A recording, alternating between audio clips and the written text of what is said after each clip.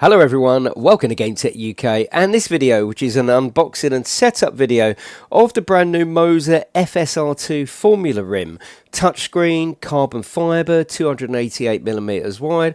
Can't wait to get it out of the box and connect it up to the setup. As always, for full transparency, I'm an affiliate of Moza. They sent me this free of charge to use here in this video and on the channel. And there is a link in the description. That's an affiliate link. So if you were going to purchase something from Moza, by clicking on that link and purchasing something, they would send the channel a small kickback. But with all that being said, let's get on with today's video. Taking our usual look around the box, we can see a picture of the rim with the 4.3-inch touchscreen switched on. On the rear of the Moza boxes, you always get an example of the product that is in the box connected up to various bits of hardware from the ecosystem. Here we've got the FSR2 Formula wheel connected up to the R21. The side of the box tells us it's got a 4.3-inch touchscreen, fully customizable UI system, 3K twill carbon fibre, 6 magnetic paddles, a shift indicator with flag lights, and it's made of aerospace grade aluminium alloy. Taking our first look inside the box, as we slide the top off, you can see we've got some sticker sets which actually are really handy. The Moza rims are always included in this branded Moza bags. Really handy for transporting or even just storing your rims. It's really nice that they include this. Of course, you can use the bag for something else as well. Then we have the rim itself. Very, very nice. Extremely heavy, a real quality feel to it. There's the 6 gear shifters, which is a strange addition. That's obviously for F1 fans, and you can assign those to be, like, for example, the top 2 could be look left and right. Let's just oh yeah, let's just peel that off for you. We know you like that. But yeah, really, really nice rim. Very reflective in the touchscreen, which you can see. It's made of carbon fibre. The frame is carbon fibre. It's very, very nice. I must say, it really does come across as probably their most premium wheel that I've seen so far. I'm very, very impressed with it. And around the back here, that's where you're going to connect, if you want to, you can connect the Moza hub. This means that you can use this rim on a Fanatec or indeed other brand of base unit.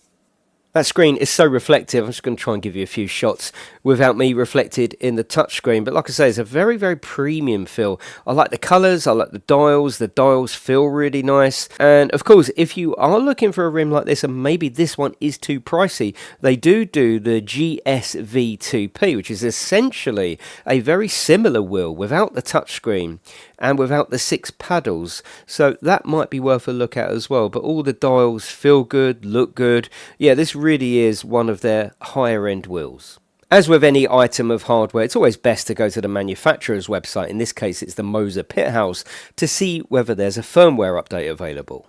The Moza Pit House is really easy to use, and in getting that latest firmware, it just means that you've got the best version of the software available and the most compatible version with our sim racing titles.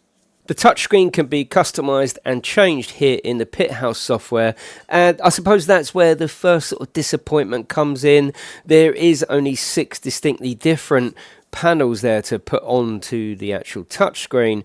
There are some ones that look like they've come straight out of the circular GS, so a little bit of lazy design there. You can put that in there, but it just looks out of place. Using the rim is an absolute pleasure. Of course, general force feedback and feel of the sim racing title. That, of course, comes from the base unit. In my case, I'm using an R16, but the actual feel of the rim, everything here is really comfortable. 280mm is a perfect size for me. As I say, it's really comfortable to hold. The only thing I would have liked for the price point, rather than their sort of fake leather, which is actually really good. It looks like perforated leather, and it doesn't really wear out very quickly, and it's very grippy. But for the price, I would have liked some Alcantara leather just to really build that premium feel for the FSR2. Button placement seems absolutely fine. I haven't got any complaints. There's 5 twisty dials for things like your traction control and ABS. You're never going to get full coverage with one hand there, so you'd share those dials between your left and your right hand.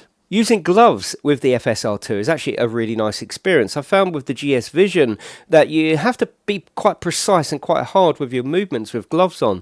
With the FSR2, it seems quite natural to be able to scroll through the different settings and the different panels, so that is a major positive. It's certainly a lovely RIM. The addition of the touch panel and the 4.3 display screen is really good for things like F1 and endurance racing. You know, there's a lot of information that you can contain in that display that's really going to help you. It really looks a serious bit of kit.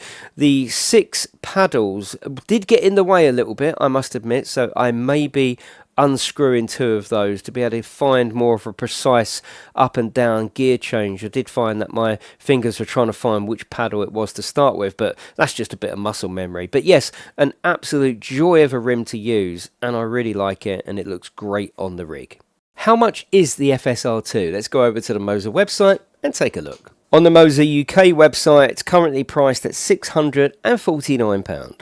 Now, there is a limitation in the touchscreen, and that it's not SIM hub enabled. So if you've got any custom screens, you won't be able to import them to the Moza FSR2. You will have to rely on the screens that are supplied in the Pithouse software, which are limited. So that is a big overlook by Moza, and most importantly, it's a shame for us, the sim racers, who would like to improve the screen. Overall, a lovely wheel. Yes, it's a little bit pricey, but of course you're getting up to the higher end now with the touchscreen and the build components. The build components are fantastic. It feels beautiful.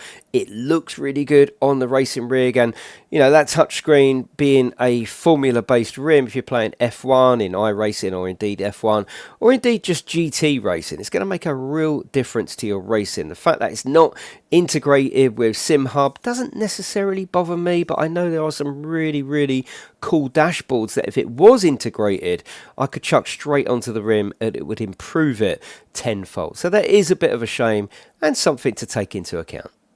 I really hope you've enjoyed this video, found it useful in some way. If you have, feel free to like and subscribe.